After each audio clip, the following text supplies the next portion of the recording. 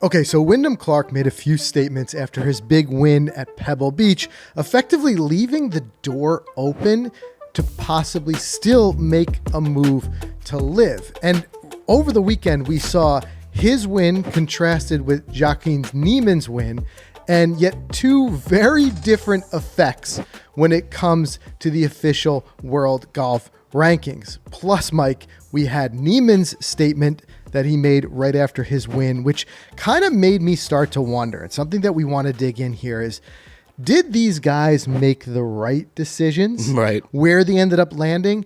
And will we see some sort of change in this fluidity between what league you end up in? And what I mean by that is right now, it's very, the seeming effect of it is very, you either go to LIV or you don't. Right. And wherever you land, that's the rest of your career. That's it forever, yeah. Right? But where you got this pending, looming agreement, we just saw the PGA Tour secure its big $3 billion investment, but yet still leaving the opportunity to continue the talks with the PIF.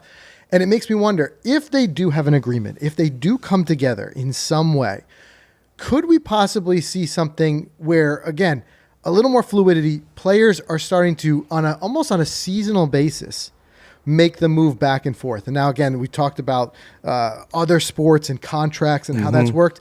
Could we get into a situation where maybe you have a 3-year contract with LIV, or 2 years with the PGA Tour, and then after that, you make the jump one way or the other, and we might just see players moving back and forth? I'm not sure, but we gotta kind of dig into some of these statements that Wyndham Clark made, right? Because I think it's really telling for anybody who is right on that fence of whether they're going to make the move or not. Yeah, I mean, again, we always keep talking about this deal and things are going to change, but I mean, right now that we're in the season and both tours are kicking off, I think things are going to get spicy now. Yeah. You know what I mean? Which is exciting because we will get a little more transparency. I know that April deadline is looming. Deadlines keep looming. They keep passing, whatever. But Wyndham Clark, I think he made it perfectly clear that he's here to stay now, right, for a year. Yep. Minimum 2024 season. He was coached wisely, my friend. I think he was coached brilliantly by his agent, whoever, his team, because, I mean, here's my big thing with Wyndham. I think in his press conference when he was asked his question, and correct me if I'm wrong, but it was something along the lines of he's got a lot more to do. Like he's big on legacy, and he wants to get to that world number one. But I want to debate that world number one because I don't think the best players in the world are being noticed in those rankings. Right. So what does that really mean to guys like Wyndham? Does it mean is it just a notch on your belt? Like, I got to world number one? Maybe it is. And if so, that's great. You could say that in your career. Yeah. But does it mean as much anymore? Right. Well, look, I mean, one thing that I would say for LIV is that there was a best possible case scenario this past weekend with the Sunday round at Pebble Beach being called due to weather. Yeah, no doubt about that. And effectively there was no other golf to watch. So I think that kind of forced a lot of people who were looking for golf to watch, who might have been those holdouts of saying, like, I don't want to watch LIV for whatever reason. Everybody's got their own reasons. But I think there's a lot of people who changed the channel. And I saw a very interesting tweet which said basically there was a snapshot of the leaderboard at that moment on Sunday. And you look at the names and it's like, there's some big names now on that leaderboard. And he said, like, if you're not enjoying this, then you're not a fan of golf. Right. So I think that kind of like forced kind of like, hey, this is the only golf to watch at the moment, gave the opportunity for a lot of eyeballs on LIV. And what I did see too was a lot of LIV's arguably harshest critics in the media did start to come out with some good things to say. Now, they had some bad things to say, some things that they were complaining about too. Some said they didn't like the music. Other ones said that the team format was still too confusing to them. But from a technology standpoint, watching the broadcast, you got to see like the new tracer technology that they use. Now, everyone's got opinions. You guys weigh in the comments, let us know your opinion on this stuff. But some are saying it's too much, it's distracting, like Niemann's final putt and having the putt line there and just kind of wanting to instead just have that moment than have that. But you got that, and then you've got too, which kind of, there's been so much Fast and Furious news, this kind of like slipped by without too much fanfare, but I think it was important, is that LIV continues to innovate when it comes to broadcast, and they have to because they got to get people to watch, but this is part of their mission. So they did the deal with Google where now you can watch every single player, every single shot, which is something that the PGA Tour has been trying to do. Right. I will say it's easier to do with a smaller field. like Liv than 100 and however many. No doubt about it. On the PGA Tour. There's also a certain degree of hurdles that come with that when it comes to having the cameras on at all times. And one of those was Niemann with his penalty, yeah, right? Because he was, and if for anybody who missed it, he was assessed a 2-stroke penalty for an illegal drop, and it was largely just because every golfer had a camera on them. Yeah. It's easier to kind of get caught making a mistake, and I don't think it was intentional. I think he made a mistake. Right, absolutely. But there's no denying that having those eyeballs that Liv did on Sunday helped a lot. Yeah, and I'll tell you right now, like you and I were content geeks, so like we appreciate good content as far as like hype reels and things like that. I mean, I tuned in. I tried to compare the introduction to the AT&T Pebble Beach. You got Jim Nantz, the Crashing Water, very old school PGA Tour. Yep. Older generation, but it's like Sunday football on Fox. Yep. That's the feel. The other one, it was the FPV drone whizzing through Mayakoba and showing all this real good slow-mo, cinematic, dramatic, like John Rahm, this season's off-season signings and all this stuff. And now, in 3 minutes, I was completely caught up on this league. I knew everything I had to know to get set off at for the first event. And from a content perspective, like it feels like they're doing the right thing there. Like they're hitting it. Just when is it going to click for them? You know, it's still my biggest downfall though for the weekend is despite, yes, you had Wyndham Clark and Mark Hubbard and you had a top 5 field that the names weren't as attractive, but it was still on TV for me. And like, we're on TV still. I had to download the app on my phone to watch the Liv thing. Still a hurdle for me. Yep. I don't have cable. I've got the YouTube TV. Yep. So I see they're getting there in the content side, and I kind of like that. I dig that. Yeah, and that's something that's very unique to different people. I mean, I know a lot of people listen to the podcast even outside of the States, and there's a little bit more broadcast in Europe and stuff. But here it is, in some aspects, it can be a little bit tougher to watch. Certainly not difficult. You download the free app and stuff like that, but it's not as easy. I agree with you. We're so used to that weekend of like put on CBS, Fox, Channel 2, if you Channel 5. don't have cable or whatever it may be, it's not as easy as just going and turning on the television. So for sure. But let's dig into this idea of whether or not we feel or if he feels that he made the right or wrong decision when it comes to Wyndham Clark. So reading the quote now after his big win, which I can't take a single thing away from him for the fact that they didn't have the Sunday round.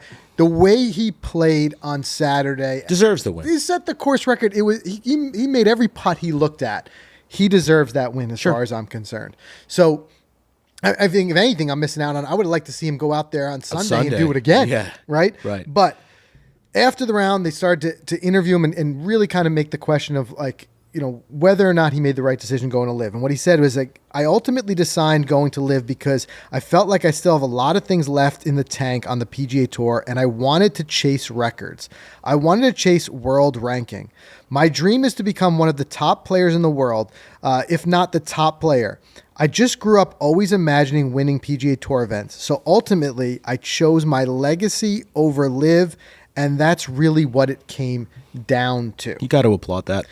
You do, and you got to understand there's also going to be a generational thing. Every single guy who's playing on the PGA Tour grew up watching the PGA Tour. No doubt.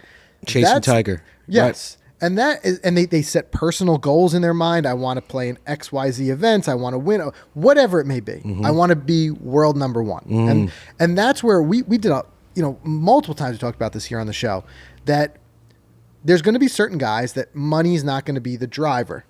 There's no doubt that Wyndham Clark had a big offer from Liv on the table. No doubt. Yeah. Now, there's also no doubt that he made a lot of money last week. So money, like I said, they're making money either way. But there may be certain guys for whatever reason, it's a personal motivation. It is an example of his. Personal motivation of his is to get to world number one. Now, we can debate in a second whether we think that matters generally or not. But he grew up always wanting that. That mattered. Like you said. That's why he made that decision. And as it stands right now, as evidenced by Niemann's world ranking after his win, there's not a pathway to world number one at LIV. Not at all. There's not. You could go in and arguably win all 4 majors, assuming you were even in them, and still slide down the world rankings because every other week you're not you're just losing. So it becomes a question is like, okay, like, did he make the right decision? Now, he went on to say this, and this is where he leaves the kind of the door open. He said, I don't know what the future holds in my career and what the PGA Tour and LIV are going to do, Clark said. But at least for this season, I'm 100% set on the PGA Tour, and I want to try to get as high in the world as I possibly can, at least for this season. There you go. So could things change rapidly? Let's say he reaches world number 1, and now he wins a couple times on the PGA Tour, and now he's saying, now I do want to make the jump. Maybe there's even a bigger price that comes with that to make the jump. I think that's it too. I mean, it's a business as well, and your stock is popping. I mean, think about it. Last year, he's got his first major, his first Ryder Cup. Stock is starting to move up. Yep. He wins at Pebble Beach. His agent says, you're playing phenomenal. You're moving up. You're going to make a lot of money this year. Your stock price is only going to go up if you jump over there. So maybe his Terrell Hatton style $60 million offer will be $200 million next year. Could be. And if it doesn't, then so be it. I'm still happy where I am, still chasing records, leaving that legacy, Right. and playing really well and winning. Right. He's winning. But this is where I think we might see, it's possible to see an eventual tide turned, right?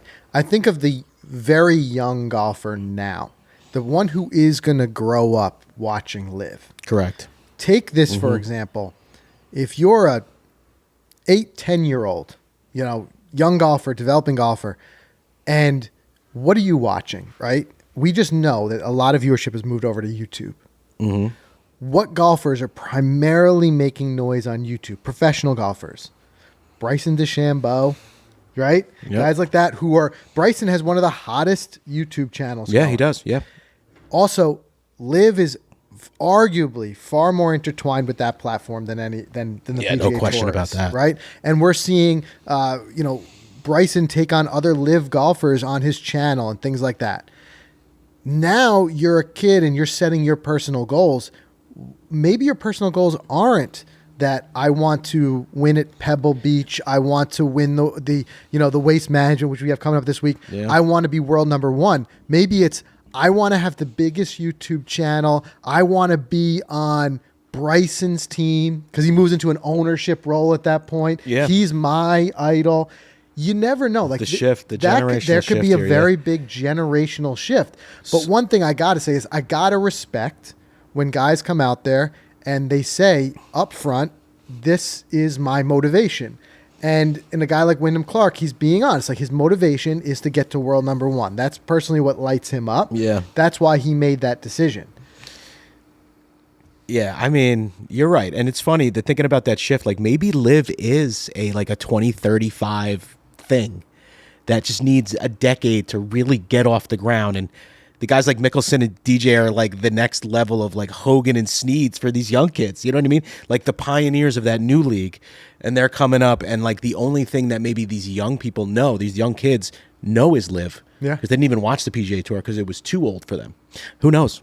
Who knows? Time will tell. The other side of that coin, and asking the question, did he make the right decision, is Joaquin Niemann, who he won. He won in outstanding fashion on LIV. I thought it was wild to see it in the dark, and they're using the scoreboard to light the final. Decent crowd there, too. There was. Yeah. That's a tough putt to make in the dark. Yeah, no doubt about it. But Tough putt to make in the light. it is. But here's a guy who's a young rising star. I think he does bring a lot of energy to that league. He won against arguably a very tough field. Yeah. Easily. You got John Rahm on your heels now. And you win. You've done something. I don't think there's any the days of taking something away from it, saying it's just not as strong of a competition, I think are kind of gone by the wayside. Yeah, those are gone. You have a guy like him, and he wins. Obviously, he's much richer today. Mm-hmm. You may win big money when you win over $4 there. million bucks, yeah, right? plus whatever team money he brought in. True. So a lot of money. Wyndham in his won pocket. 3.6. Yep. Niemann won 4. One more money. But what was the first thing he said on the interview? What was his exact quote? But I'm not in the majors. Yeah. Niemann said. And that was received as we would think it would be received. Yeah. Very split in opinions. I'm reading through some of the comments on Twitter or X or whatever we're calling it today. Right. But it was two things. It was people backing him up of saying like, yeah, it's ridiculous. How could a guy who just won against that field not be in the majors? And then there's the whole other side saying he knew what he was getting into. Yeah, he knew totally. it. Like, don't come crying to me after you've made a decision full well knowing. There was no one who surprised or shocked you here. Mm-hmm. That being said, we don't know everything these guys know. We don't know if some of the guys, we've always said, and you've made the case many times on the show here of like, maybe these guys are being fed certain information that we're not privy to. Maybe when they were recruited over there, they were saying, hey guys, we're getting official World Golf Rankings. It's coming. Don't worry. And now it's not. You know, we can talk about that more in a second. But there's a big part of the crowd that says, you know what? You made your decision. Don't complain about the majors. Don't, you know what you got yourself into. Of course, yeah. And he's a guy who's just going to continue to slide down no matter how many wins he accrues until there's some sort of world ranking. He's going to keep sliding down the thing, and he's going to be out of majors. And live guys like him, there's literally no way you can make it in a major unless you qualify at either the Open or U.S. Open. But as far as Masters and PGA Championship, Niemann's got no shot. He's got a shot, but it's a lot harder. It's like you're saying, like you still we've seen in the past that the U.S. Open and the Open Championship as of now say you can still qualify in, doesn't matter. Niemann would have to go through the qualifying process. Arguably, the way he's playing, I think he could do it. He could qualify his way in, and then based on his performance there, he could possibly earn a spot in the next Masters. You know, what if you qualify your way into one of the Opens, you win it? Now you're exempt for 5 years. Exactly. That's what I'm saying. So the roads are not closed completely. Yeah. Right? Yeah. So it just kind of begs the question of like, do they make the right decision?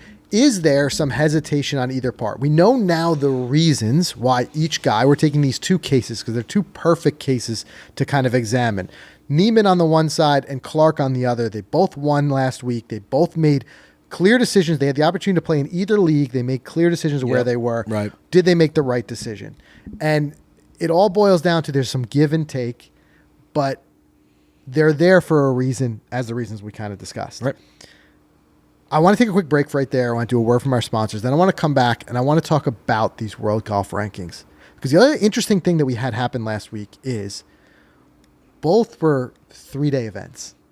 Yeah. Right? Right. So it's because of weather. I get it. But you had to call the final round. So they were both 3-day events, and one had official Golf World Rankings and the other didn't. We talked about the strength of field. So there's some more to kind of talk about there and see, is there really a pathway there for LIV to get world rankings? And does a guy like Niemann almost have a point saying I should be accruing rankings, I should be in those majors? Yeah, because I'd like to dive into those two top fives of the weekend. Yeah. Okay. So let's dig into that. Let's just do a quick word from our sponsors. Sure. Dude, lately we've been hitting some bombs in the sim, man. I know it's winter, but like we're still doing well. We're hitting the ball far at our age. You know, like at our age. We get older, but our drives are getting longer, and we owe a lot of that to Ripstick and speed training in general. I mean, we use Ripstick. That's our preferred speed training, and they're easily the ultimate golf speed training aid that comes with 8 different weight combinations, but it's all in this one stick. That's what I love about it. It allows you to conveniently switch between underload and overload training, and it's just a fancy term for swinging less weight or more weight as you train for more speed. So to make speed training even easier, what I love about Ripstick is they've created a free app. That's your accountability partner, that's your coach, and that's what we all need. Available on iOS and Android. And this app, it provides a step-by-step guide on your speed training journey. I mean, it takes the guesswork out, really. And that's what's cool. It tracks your progress along, the way. So you want that. It's keeping you accountable. It's letting you know when to work out. What's great about it, it tells you when you need to break. That's what I need. I need someone just walk me through the whole process. Exactly. At the end, I can swing faster. That's it. And, we've been using it now since October. We're just shocked at how little time it takes. It's 3 times a week. It's 15 minutes a day. I mean, come on, how easy is that? So the idea for this is just to not only help you hit it further, but also at the same time help you hit it straighter. And they've mastered that. So you got to check out Ripstick. And we're offering an awesome coupon, 20% off the Ripstick the Ripstick Swing Speed Trainer. That's a mouthful. There you go. That's a mouthful right there. Yeah. So use our code, get 20% off site-wide, and start out driving your buddies on every tee shot go check it out. And guys, the Titleist T-Series irons, they offer that enhanced feel, improved turf interaction, and really more consistent looks for that easier transition between blended sets. Now, if you guys saw, I did the fitting. I ended up with a blended set myself. And what that really did is it let me leverage the technology that's through that T-Series line and really get the type of things like ball speed, carry distance, land angle, everything that I needed throughout the bag. And fast forward 8 months later, and I have never looked back. The performance has been so incredible. For me specifically, I love the T150 irons. They are hands down the best irons I've ever played, and they just go through the turf like butter, and They're hitting them crispy, man. And it ends up with a lot of forgiveness. Even just if I catch one a little bit fat, like it just cuts through that turf, and I end up losing almost nothing on it. And then where I need a little bit more ball speed, my longer irons, I move into those T200s, and it just absolutely jumps off the face. But guys, I can talk about my own experience all I want, but you got to really see it and experience it for yourself. So go to Titleist.com to learn more about the T-Series irons, but more importantly, schedule your own fitting, because it was really under the guidance of a great fitter that I was able to understand how to best use that blended set and how to really best leverage the technology in those T-Series irons for me. So schedule your fitting, make a commitment to do it this summer. Trust me, if you're anything like me, you won't look back either. And guys, the Hydro Series from FootJoy, we've talked about it a lot here on the show. We love it. I mean, their line of rain jackets are designed to protect players in everything from light mist to heavy downpours. And I don't think it matters what time of the year it is or where you are in the world or country or whatever.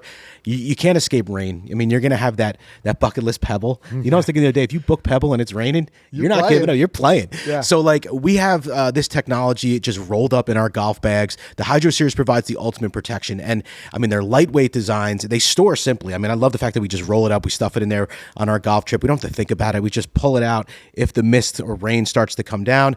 And like I said, there's no escape of rain. So you need this stuff. Go check it out for yourself. They've got an incredible lineup, a huge lineup in their Hydro Series, from thicker material to lighter. I mean, the technology is insane what they think about when they build out this apparel. Go check it out for yourself. Go to footjoy.com. All right, so getting back into it real quick, I think we're going to get we're seeing the development of how each league is going to kind of settle into its own rhythm. Like you mentioned before, you've got a lot of the tradition that's on the PGA Tour, Pebble Beach, Jim Nance. Yep.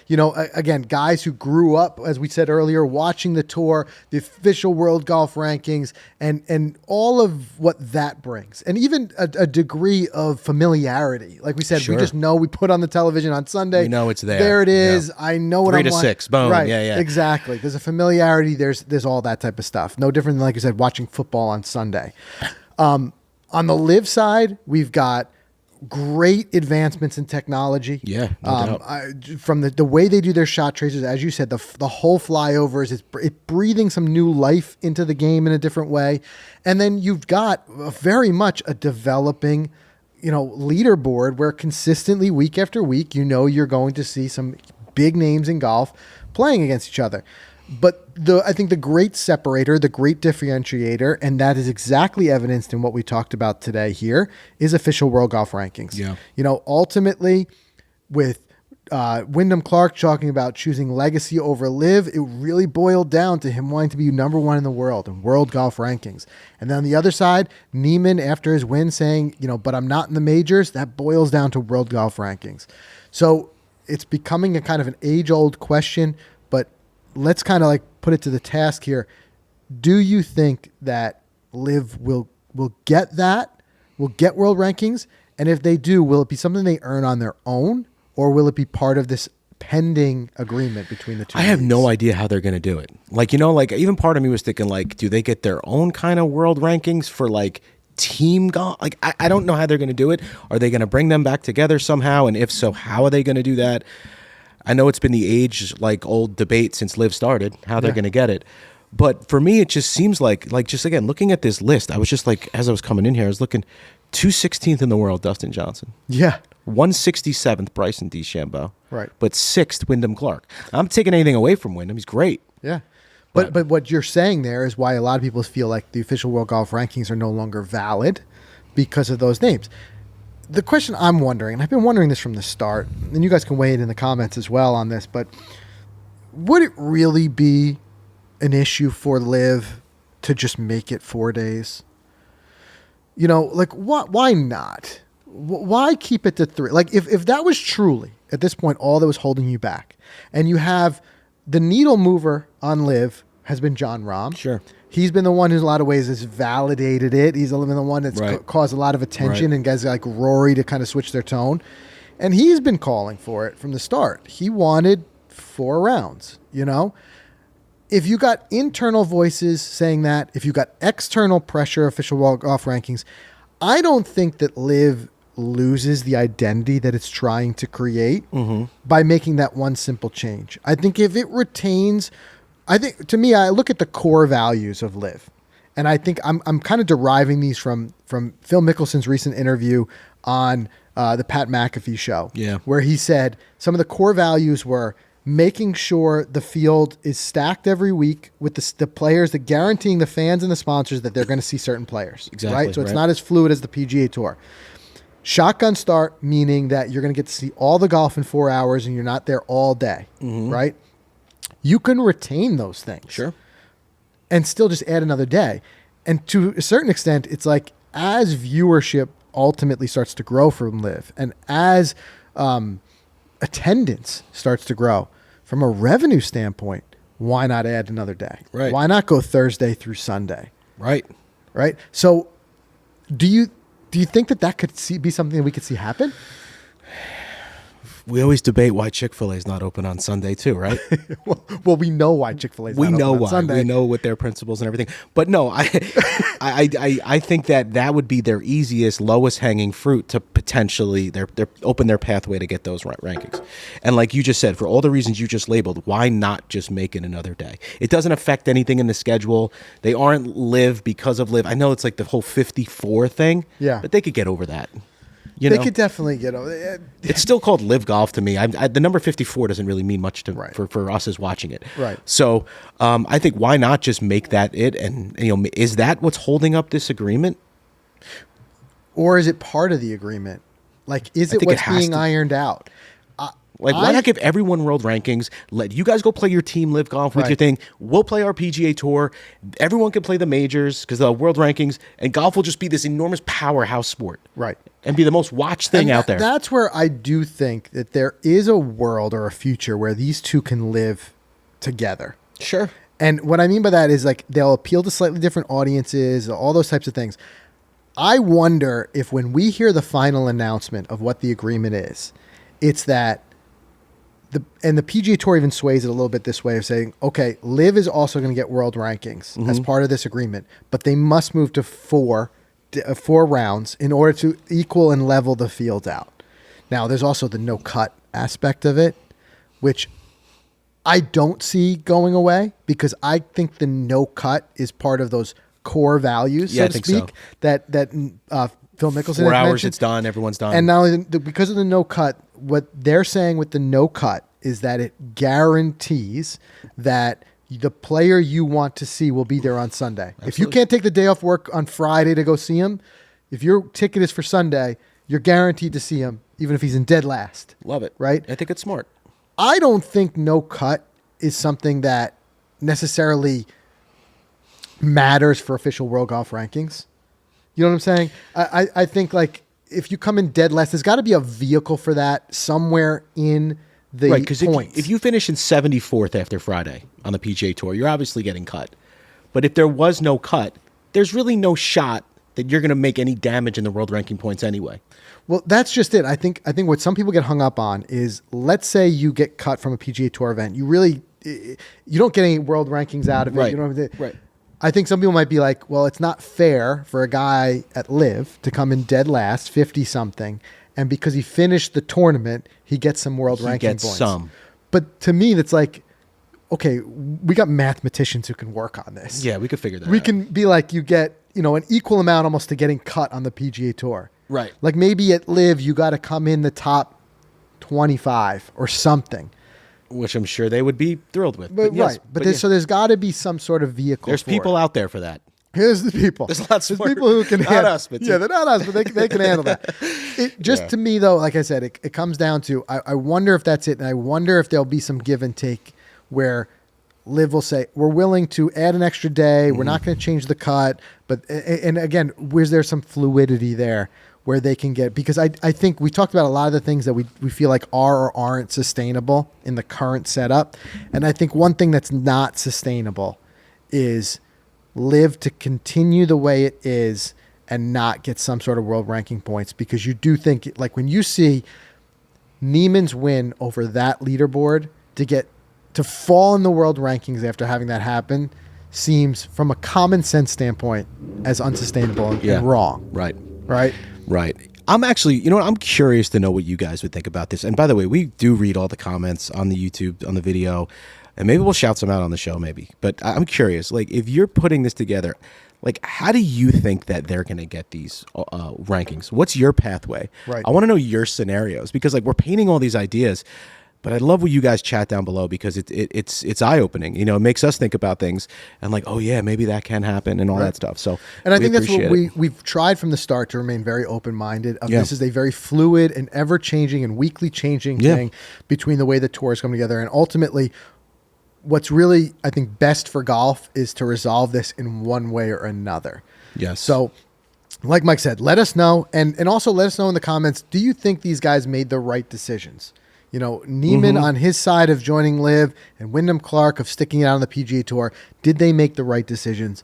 Because, again, we're really starting to learn that it's no black and white. Yeah. And every single player is going to have a very independent, personal decision when it comes to that. And it's really no longer just money.